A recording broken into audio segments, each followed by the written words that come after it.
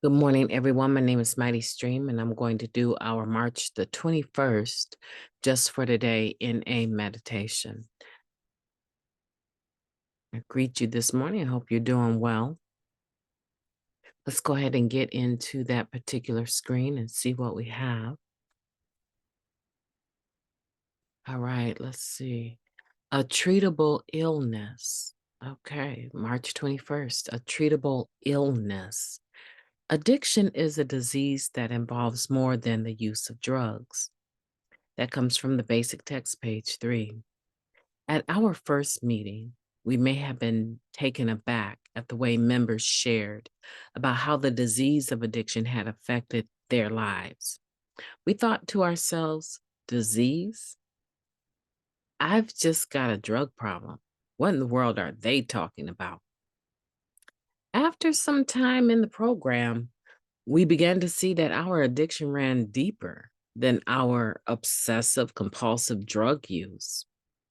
We saw that we suffered from a chronic illness that affected many areas of our lives. We didn't know where we'd caught this disease, but in examining ourselves, we realized that it had been present in us for many years. Just as the disease of addiction affects every area of our lives, so does the NA program. We attend our first meeting with all the symptoms present: the spiritual void, the emotional agony, the powerlessness, the unmanageability. Treating our illness involves much more than mere abstinence. We use the 12 steps, and though they don't cure our illness, they do begin to heal us. And as we recover, we experience the gift of life. Just for today, I will treat my illness with the 12 steps. Let's take a moment of silence, followed by the we version of the Serenity Prayer. Moment of silence now, please. Thank you. God, grant us the serenity to accept the things that we cannot change, the courage to change the things that we can, and the wisdom to know the difference. Just for today, please and thank you. This meditation is interesting. Kind of carries over from a discussion we were having yesterday, talking about realizing that the disease of addiction is much more vast and wide than using drugs. When they told me that using drugs was just a symptom of the disease of addiction, that blew my mind. I was like, what? Oh, okay. Oh, yeah, yeah, yeah, yeah. And I had to correlate it, right? Relate it to something from, what I had learned about alcoholism with my pops. And I was like, oh, yes, okay, it is a disease. They did, I'm talking about the doctors now. I'm thinking medically, yes, they did make a decision that overusing alcohol was a sign of the disease of alcoholism. And so I correlated that in my brain with disease. Yes, I've heard this before. Oh, that makes so much sense. No wonder. No wonder. No wonder I'm not better, right? No wonder, just not using drugs brought me some benefits. But there were other things that were still very, very, very prevalent. And I was like, oh, wow. Okay, so this is serious. Y'all remember that song, Let's Get Serious? I was like, this is serious. Okay. Okay, girl. What are you gonna do? You gonna go back to using? Because I wasn't really sure that I had signed up for all that was being implied about recovering. And I wasn't in a hospital. I wasn't in a treatment center. I made up my mind to stop using. cold turkey. So I was like, oh, hmm, I don't know. I mean, I started looking at some of the gains I had made, and I was like, you if you can do that, if you can show up at work every day since you stopped using, you can stop lying about, why you're not at work. Huh, maybe you can do more if you really put your mind to it. I mean, it's not cloudy anymore.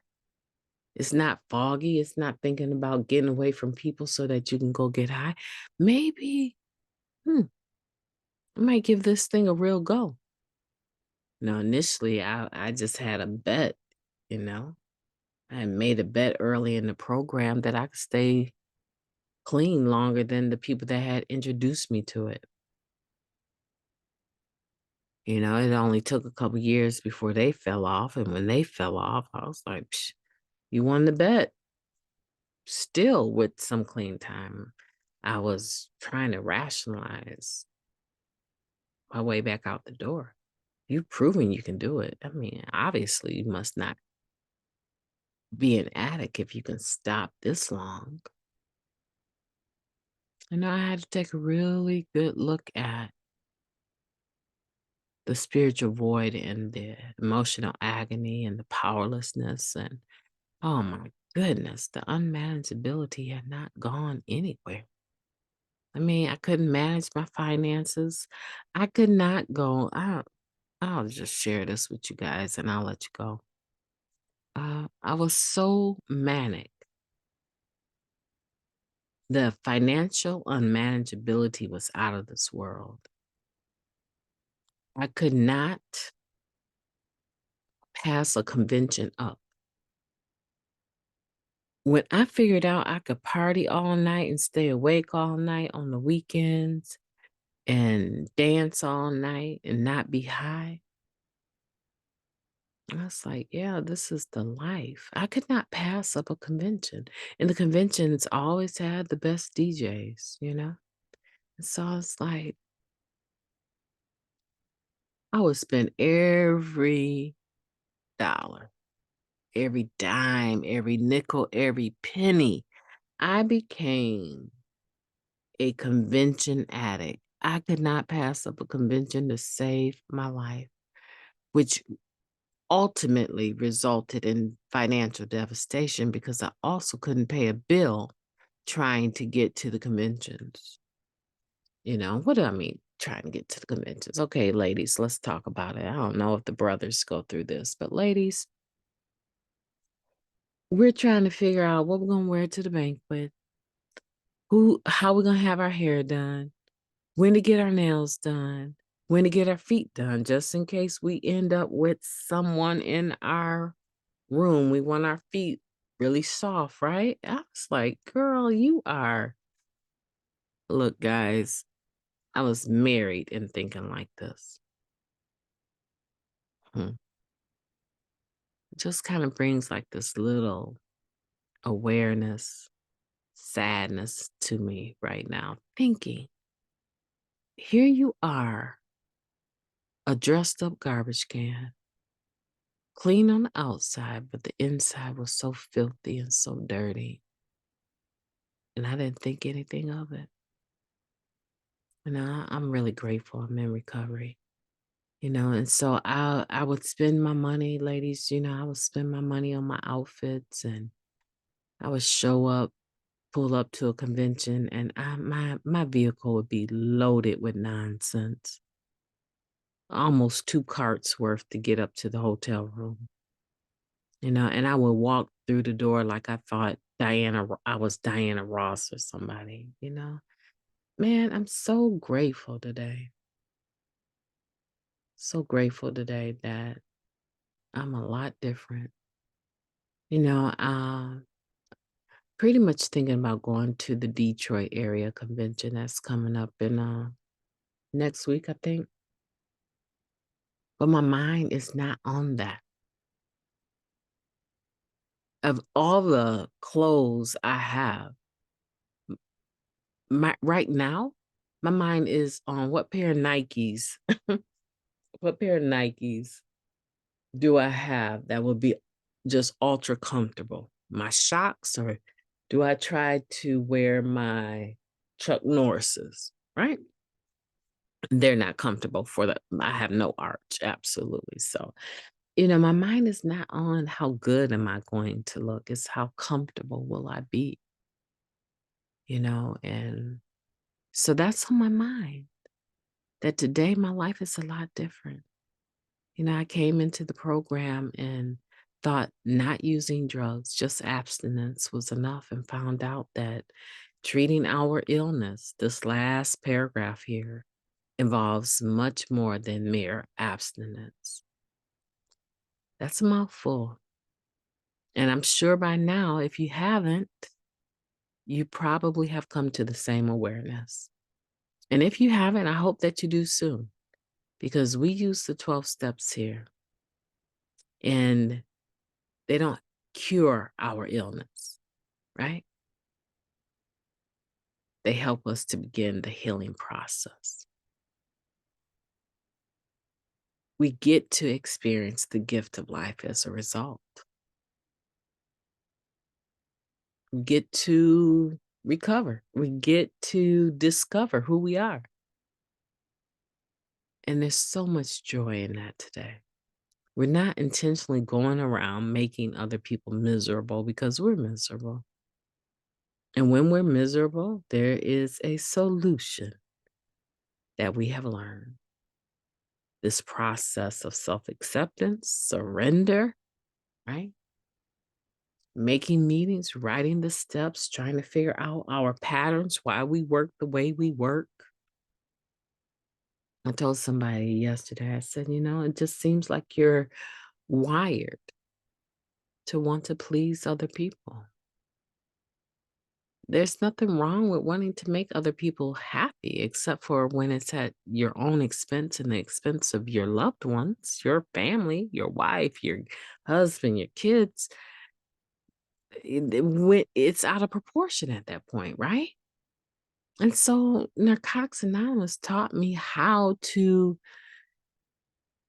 find the balance and be okay in that, and stop beating myself up over who I hadn't been and who I wasn't, and just accept, just for today. I understand that the disease of addiction involves more than just the use of drugs, but I have all of the tools that I need in this 12-step program to cope with, deal with, address all of the other stuff that it does involve. All I have to do is make up my mind that I'm going to stop messing around, stop playing games, cancel all the reservations, roll up my sleeves, and get busy. And, I feel like I just want to say this and end. If I can do it, Lord knows. If I can do it, I believe if I can do it, you can do it. And we got every reason to do it. We've caused so much harm in the past. Now we get to be productive members of our societies. Listen, I want for you to have a beautiful day. I'm struggling with the concept of it today. I'm just being 100 with you, right? I am so exhausted, and this arthritis is kicking my tail, right? And it's like what, maybe 29 degrees, if that today, more snow on the way. And I'm thinking to myself, I've got to get to the point where it's warmer. I've got to move somewhere where it's a lot warmer and better for my health, right? So physically, I'm struggling, but spiritually, oh my goodness, goody gumdrops. My spirit, right? I woke up and the first thing out of my mouth was, thank you for today. Thank you for waking me up. The second thing was, I rolled over and touched my husband's back and said, baby, I love you. Have a beautiful day. And I proceeded to get up and start my day. So I know it's starting out wonderful because we're all together with each other. And I'm encouraged. I want you to be encouraged now. You take care. Have a beautiful day on purpose. I intend to. I intend to. Believe you me, I will.